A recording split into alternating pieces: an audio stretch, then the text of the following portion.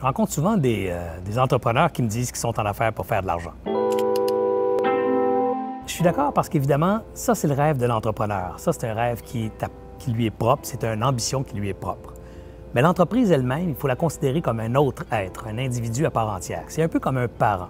Vous savez, un parent qui décide d'avoir des enfants, il fait les enfants pour satisfaire un besoin à lui bien personnel d'être parent. Mais ça n'a rien à voir avec l'enfant lui-même. L'enfant a ses propres rêves et ses propres ambitions. L'enfant ne porte pas comme raison d'être le bonheur ou l'objectif que ses parents avaient de le mettre au monde. C'est la même affaire pour un entrepreneur puis l'entreprise. L'entrepreneur décide de mettre une entreprise au monde probablement pour des raisons qui lui sont très propres à lui ou à elle. Puis je dis probablement, assurément. Mais les raisons d'être de l'organisation sont complètement différentes. C'est jamais de faire de l'argent. Ça, c'est l'entrepreneur, les fondateurs, les actionnaires.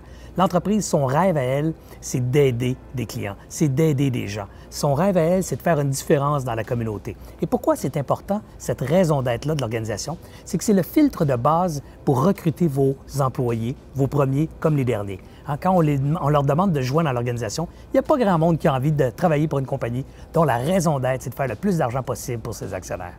Vous voyez ce que je veux dire? Donc, la raison d'être, elle doit être véhiculée, partagée par tous les gens qui forment l'organisation. Et quand elle est justement comme ça, bien, quand on recrute d'autres joueurs, ces gens-là la sentent, cette raison d'être-là, cette fonction de base d'aider un groupe de clients quelque part. Quand vous allez parler de financement et vous allez vendre votre entreprise à des créanciers, à des fournisseurs ou à des partenaires, cette raison d'être-là, ce sens que vous avez de l'organisation est beaucoup plus grand que le simple profit, le simple résultat d'accumuler des profits. Ça devient un filtre aussi stratégique, décisionnel pour prendre des décisions dans l'organisation. Est-ce qu'on va faire ça? Est-ce qu'on va ajouter telle affaire? Est-ce qu'on va ajouter tel ou tel autre service dans l'organisation? C'est super important que vous trouviez votre sens à vous comme organisation et que ce sens-là ne soit pas nécessairement le même sens que vous comme actionnaire, qui est celui de faire de l'argent ou d'avoir un rendement important sur vos actifs et sur vos investissements.